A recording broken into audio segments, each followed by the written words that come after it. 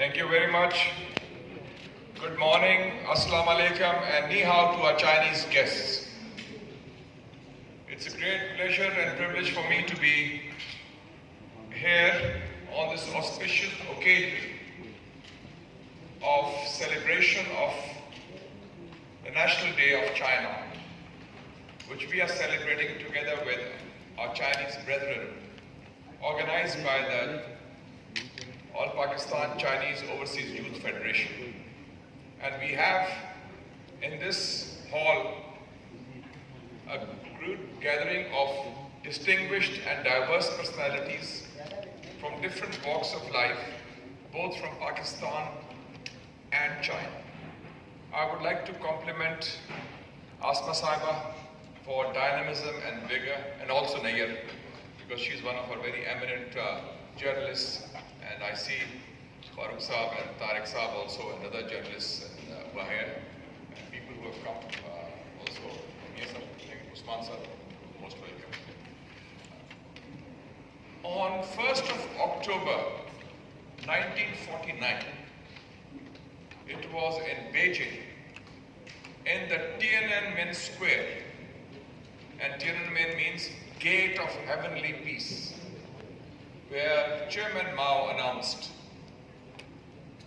after liberating China, and I quote, "Today the Chinese people have stood up." And that was the beginning of the success of the Chinese Revolution. The Communist Party of China, which led the struggle for rejuvenation under the leadership of Chairman Mao, was formed in July 1921. And they had to go through a historic struggle. And this struggle for modernization, for independence, for liberation from the yoke of feudalism, for liberation from the yoke of foreign hegemony, entailed a lot of sacrifices. And if you want to understand today's China, you have to understand China's strategic culture. I personally have been very fortunate that I have had first-hand experience of this historic transition of China in the last 4 decades. I first went to China as a 16-year-old student of FC College, second year, in the 1970s. And I saw the China of Chairman Mao, the China of Premier Zhou Enlai, and the China of Marshal Chude. At that time, there was one flight from Pakistan which went to China. And we were the only non-communist country which connected China to the outside world, apart from Air France. We started first, Air France came later. And China was then poor, China was then weak, China was then isolated. Today's China is rich. Today's China is a global leader in economy, in climate change, in diplomacy. And today's China is well connected with the outside world.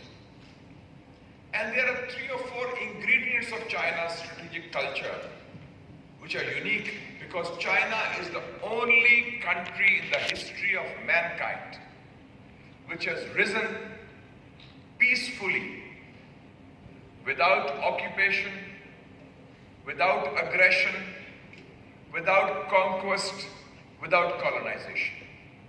So just briefly, what are these ingredients of China's strategic culture that we talk about?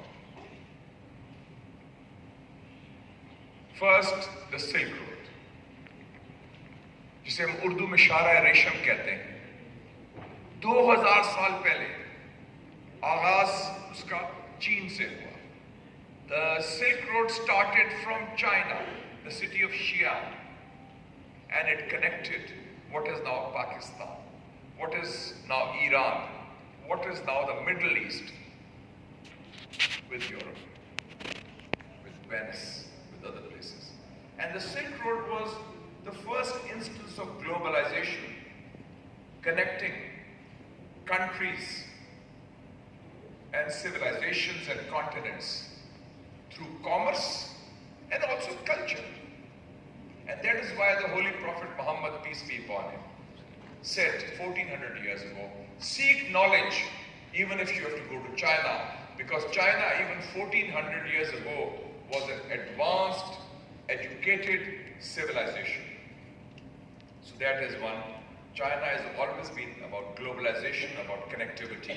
And today, under the leadership of President Xi Jinping, the Silk Road has been revived through the Belt and Road Initiative, BRI, of which CPEC, China-Pakistan Economic Corridor, is the pillar, the pivot, and the flagship. And China, in the last 10 years, when BRI was launched, has invested $1 trillion in 3,000 projects, leading to 450,000 jobs being generated all over the world. And we know the CPEC success story here. The second important ingredient about China's strategic culture, which shapes their vision and their worldview, is the Great Wall, which was built over centuries. And what is the Great Wall? It is protective, it is defensive against outside aggression. So that shows China has a peaceful worldview, peaceful intentions, more defensive, more protective. That was the view. The third component of the strategic culture is the Long March under the leadership of the Communist Party. In 1934 and 35, thousands of kilometers, 100,000 people started off in the Long March under the leadership of the Communist Party of China, Chairman Mao. Only 20,000 survived. But the Long March shows China's patience, persistence, perseverance, a never give up philosophy. That they say, okay, once we have embarked on a path, तो चीन के हवाले से तारीख में देखें तो उनका एक बड़ा वाज़े रहा है कि अपना दिफा करना। जो ग्रेट वॉल की हम बात करते हैं, चाइना वाहिद मुल्क है जिसने तरक्की की है और बड़ी ताकत बना है, पुरअमन तरीके से, किसी के खिलाफ जारियत नहीं की, किसी के मुल्क पर कब्जा नहीं किया, किसी के मुल्क के खिलाफ कोई कॉलोनी नहीं बनाई, अपनी कुव्वत के साथ, मेहनत के साथ, सलाहियत के साथ। क्योंकि चीन वाहिद मुल्क है जो एक मुल्क नहीं है, एक सिविलाइजेशन 5,000 साल पुरानी, जिसकी जुबान 5,000 साल पुरानी से लिखी जा रही है। तो उस हवाले से चीन का जो आजकल का जो एक कलीदी किरदार है वो बहुत अहम है। And we in Pakistan are very fortunate that China is not just our great northern neighbor. China is our best friend. China is a strategic partner.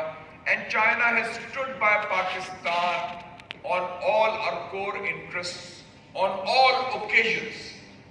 हर मर्तबा जब मौका मिला, चीन ने पाकिस्तान का साथ दिया, चट्टान की तरह खड़ा है, हर इशू पर, हर मौके पर। और मैं बात कर रहा हूं हर इशू पर, हर मौके पर।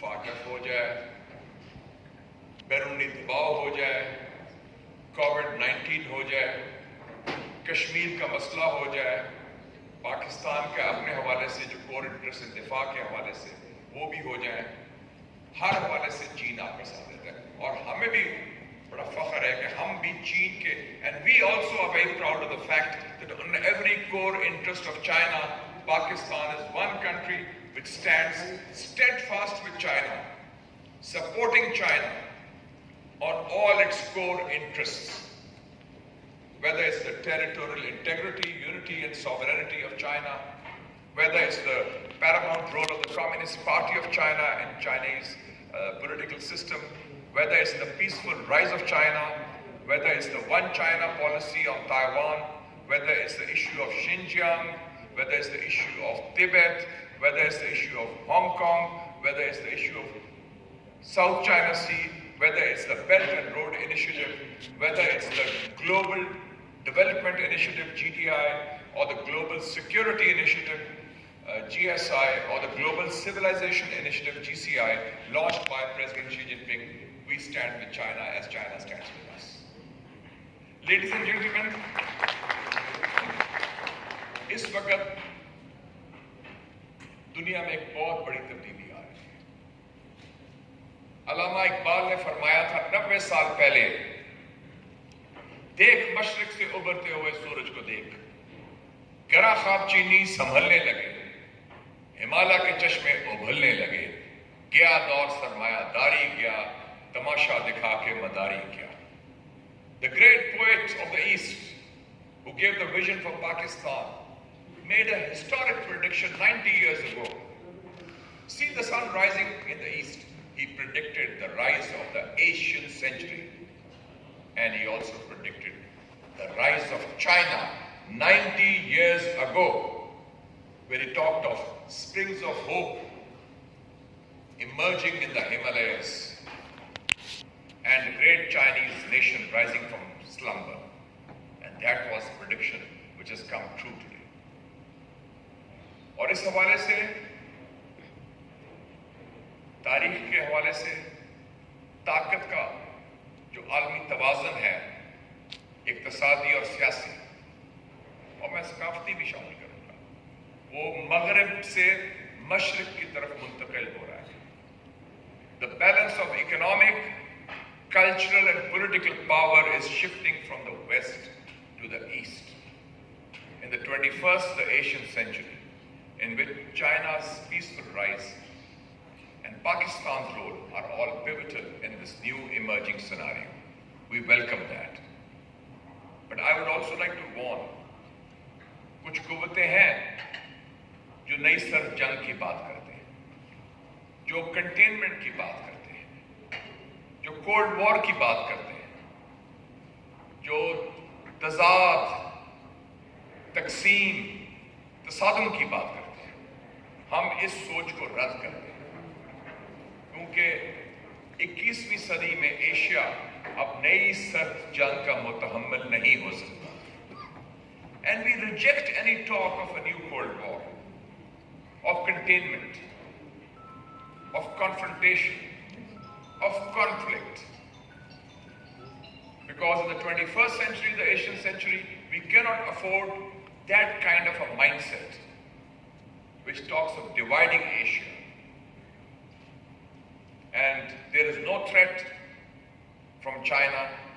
China is a peaceful country. China's worldview is based on promoting equality, diversity, inclusivity in global politics. They are not trying to impose their hegemony or their philosophy or their values on any other country. They believe in win-win cooperation, and the Belt and Road Initiative is a shining example of this win-win cooperation, where over 150 countries and 32 organizations are there. और हमें बड़ा फख्र भी है और हम बड़े, मैं समझता हूँ, खुशकिस्मत हैं कि चीन ने पाकिस्तान में उस वक्त इन्वेस्टमेंट की 10 साल पहले सीपैक में, जब कोई मुल्क, ना मगरब का ना मुसलमान, एक ढेला पाकिस्तान को लगाने को तैयार था, क्योंकि उस वक्त दहशतगर्दी थी, अदम इस्तेहकाम था इस खत्ते में, अफगानिस्तान की सूरत हाल अमेरिकी फौज में थी. $26 billion of investment, 8,000 megawatts of electricity, over 200,000 jobs generated, 28,000 Pakistani students studying in China, over 600 kilometers of highways and roads, over 800 kilometers of new transmission lines.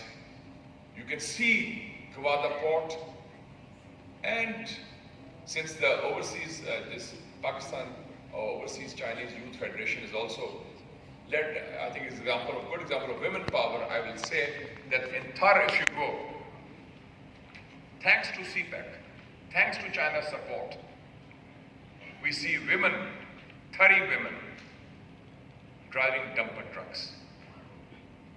Mining is taking place. Coal is becoming generated into electricity, and the electricity is going to the national grid. So this is an example of the CPEC success story, and this is also an example of local community empowerment. Both leadership of Pakistan and China believe that the future will be shaped by youth and women. Chairman Mao said, women hold half the sky. And Quaid-e-Azam Muhammad Ali Jinnah, the great leader of Pakistan, the founder of Pakistan, also said that unless the youth and women are mobilized, we will not get a free state, an independent state. So this is the commonality. The future belongs to the youth. And as Chairman Mao rightly said, nothing is hard in this world if you dare to scale the heights. And we have seen it, the success story of China before our own eyes. How China moved forward, how China progressed and built a new society, a better, peaceful and prosperous China. And we hope that we can also contribute to building this new community of shared destiny along with China during the coming decades. Inshallah. Long live Pakistan-China friendship, and especially congratulations to our Chinese friends. We share in their joy, we share in their happiness, and it's also the Mid-Autumn Festival. Congratulations to you on that also. Thank you so much, and all the best to the leadership of the women's leadership, which is doing a great job, mashallah. And thank you to the media for their support. Thank you very much.